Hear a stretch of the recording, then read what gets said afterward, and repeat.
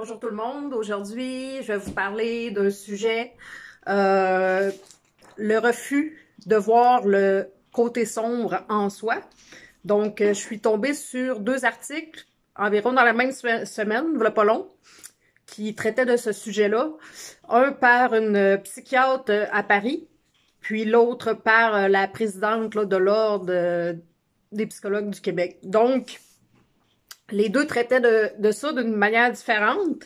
En ce qui concerne la psychiatre parisienne, elle est vraiment dans l'explication. Elle a sorti un livre, en fait, sur comment vivre ses émotions, comment vivre actuellement dans la société sans comme se taper sa tête ou vivre la culpabilité, parce que il y a comme une injonction de la bienveillance dans le fond, c'est que les gens, faudrait qu'ils soient constamment dans un non-jugement absolu. Donc, que ce soit par rapport à des situations, des personnes, par rapport à la parentalité, par exemple, c'est comme si les émotions négatives ou le jugement étaient comme, c'est vraiment banni. Puis les gens, ben, se sentent forcés à toujours non juger les autres et être bienveillants par rapport à toutes sortes de choses. Donc, qu'est-ce qui se passe dans ce temps-là? C'est que les gens vont faire assemblant. Ils vont faire assemblant d'être bienveillants ou de pas avoir de jugement, puis ils vont comme refouler, dans le fond, leur véritable nature, leurs véritables émotions. Donc, ça fait qu'à un moment donné, ben, les gens n'arrivent plus à reconnaître, à identifier clairement leurs émotions parce qu'ils sont comme habitués de les mettre de côté, de les refouler, puis de feindre que tout est bien correct. Fait que elle a écrit un livre là-dessus qui s'appelle Vivre ses émotions. Je mettrai le lien là en dessous, Vivre ses émotions sans culpabilité ni anxiété. Donc voilà pour ça. Elle parle aussi là elle dénonce aussi le fait que il y a beaucoup d'incohérences au niveau de la société où est-ce que l'envie, c'est pas bon d'envier les autres, mais qu'en même temps, tout est basé sur le fait de ben, faut que tu réussisses mieux que ton voisin, faut que t'aies un pick-up encore plus haut que celui de ton voisin. Fait que c'est beaucoup dans la performance puis dans la productivité. Mais au final, le fait d'envier les autres, ben c'est comme, c'est pas beau, faut pas le faire. Fait que il y a beaucoup d'incohérences comme ça qu'elle amène, donc je trouve ça quand même assez intéressant. Aussi, elle parle de techniques pour arriver à intégrer ça. Puis, une technique en 3 étapes. Donc, de reconnaître, dans le fond, de faire un lien avec le corps, la psychologie, les ressentis, de tout, dans le fond, allier ça ensemble pour que ça soit cohérent. Puis, de pas se juger, de pas être agressif non plus envers soi-même ou les autres quand on voit que quelqu'un, exemple, a un jugement ou un préjugé, bref, parce que c'est normal en tant qu'humain d'avoir ça. Elle dit plutôt de s'interroger, puis d'amener plus une flexibilité cognitive, tu sais. C'est plus cette flexibilité-là, en prenant du recul, puis en observant comme le jugement, que la personne peut avancer. Quand quelqu'un se tape sa tête ou qu'il rentre dans l'autre, mon Dieu, ça sonne bizarre, qu'il rentre dans l'autre agressivement, mais c'est sûr que l'autre personne, ça donne pas grand-chose, même que ça amplifie, dans le fond, les préjugés de la personne, ou bref.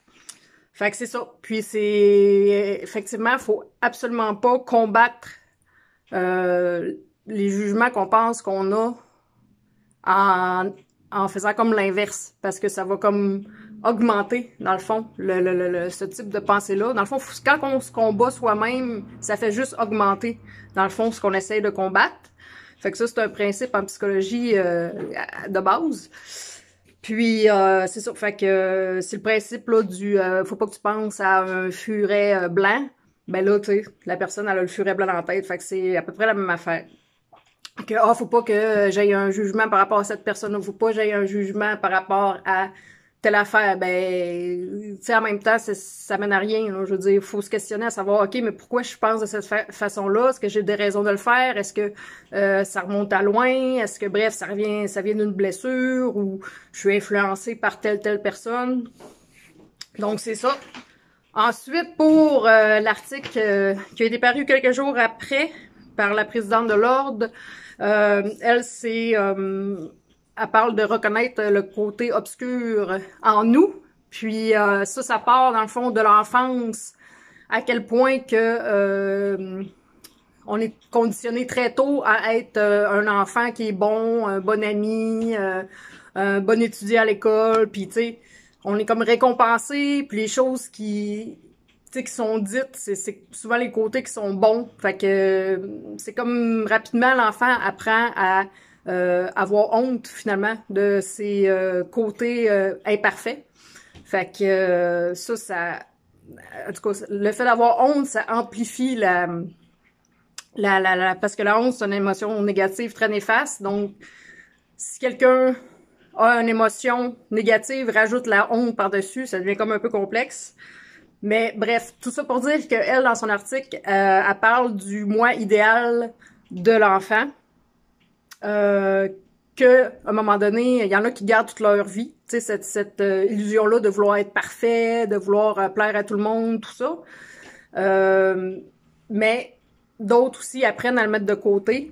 Puis, à trouver eux autres, c'est quoi leur idéal en tant que personne, mais en prenant en considération leur côté plus limité, plus sombre. Donc, on forme un tout.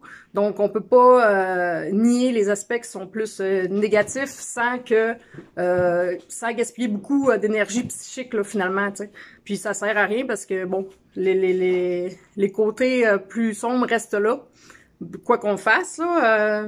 Bref, c'est des choses qui se travaillent, mais en premier, faut les reconnaître. Puis le fait est que le moi idéal de l'enfance, ben en plus là, c'est augmenté. C'est expansionnel avec les réseaux sociaux dans le fond parce que on peut choisir de présenter un moi idéal aussi, le même que celui de l'enfance, ce qui est pas représentatif de la réalité. Puis il y a toutes les idéaux aussi qui sont véhiculés dans la société.